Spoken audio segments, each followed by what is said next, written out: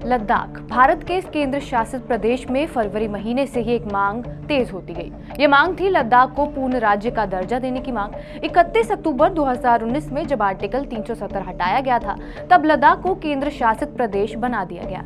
प्रधानमंत्री नरेंद्र मोदी 7 मार्च को कश्मीर दौरे पर थे और इसी बीच इस चर्चा ने और जोर पकड़ लिया कि क्या लद्दाख में आर्टिकल 371 लागू किया जाएगा या नहीं। इसी बात को लेकर पहले भी गृह मंत्री अमित शाह और लद्दाख के नेताओं के बीच एक बैठक हो चुकी है, जिसमें उन्होंने आर्टिकल 371 के जरिए इस केंद्र शासित प्रदेश के स्थानीय लोगों के लिए विशेष प्रावधान करने का आश्वासन दिया है।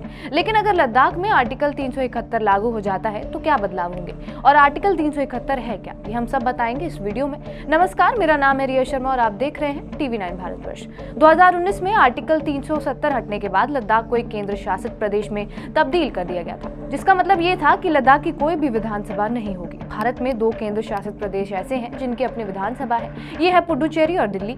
लद्दाख के लोग कह रहे हैं कि उनकी मांगों को संविधान के 6ठे शेड्यूल में शामिल किया जाए, लेकिन इससे केंद्र सरकार ने इनकार कर दिया है। आर्टिकल 371 किसी भी राज्य को विशेष दर्जा देता है। इसमें 4 मांगे प्रमुख तौर पर है, जिसमें पूर्ण राज्य का दर्जा, आदिवासी दर्जा, स्थानीय लोगों के लिए नौकरी में आरक्षण, लेह और कारगिल में सांसद की सीटें। इन सभी बातों पर विचार करने के लिए ही लद्दाख में विरोध प्रदर्शन भी हो रहा है। आर्टिकल 371 के जरिए देश के अलग अलग 11 राज्यों के लिए विशेष प्रावधान पहले से किए गए हैं, जिनमें उत्तर पूर्व के 6 राज्य शामिल हैं। इसके जरिए लद्दाख के लोगों को पावर मिल पाएगी। दरअसल 371 के जरिए कुछ धार्मिक और सामाजिक समूहों के लिए प्रतिनिधित्व के रास्ते खुल जाएंगे। अगर ऐसा हो गया तो केंद्र और राज्य सरकार दोनों की दखलंदाजी लद्दाख में नहीं हो पाएगी। अब आपको ये भी बता देते हैं कि किन किन राज्यों में 371 लागू हुआ है और क्या क्या विशेष प्रावधान इससे जुड़े हुए हैं। ये प्रावधान नागालैंड में भी लागू हुआ है। यहाँ नगा कानून के तहत दीवानी फौजदारी से जुड़े फैसले और ट्रांसफर के संदर्भ में भी संसद की कोई कार्यवाही लागू नहीं होती है। राज्य की विधानसभा से पारित होने के बाद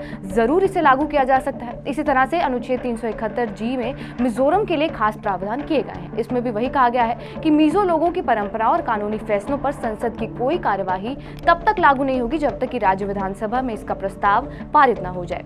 अनुच्छेद 371B असम के लिए और अनुच्छेद 371C मणिपुर के लिए विशेष प्रावधान करता है। इसी तरह से अनुच्छेद 371F और H सिक्किम और अरुणाचल प्रदेश के लिए विशेष प्रावधान उपलब्ध कराते हैं। आंध्र प्रदेश, कर्नाटक और गोवा के लिए भी इसी अनुच्छेद के जरिए अलग अलग प्रावधान किए जाते हैं। हालांकि गृह मंत्री अमित शाह ने लद्दाख की पार्टियों को यह आश्वासन जरूर दिया है कि वो लद्दाख के लोगों को 80% आरक्षण दे सकते हैं। तो वे लद्दाख में लोगों की मांग यही है कि बाकी 11 राज्यों की तरह लद्दाख में भी अनुच्छेद लागू किया जाए। बहरहाल अब ये देखना होगा कि लद्दाख में 371 लागू होता है या नहीं। आपका इस वीडियो पर क्या कुछ कहना, हमें कमेंट बॉक्स में जरूर बताएं। बाकी देश और दुनिया की तमाम बड़ी खबरों के लिए जुड़े रहे हमारे साथ TV9 भारतवर्ष पर।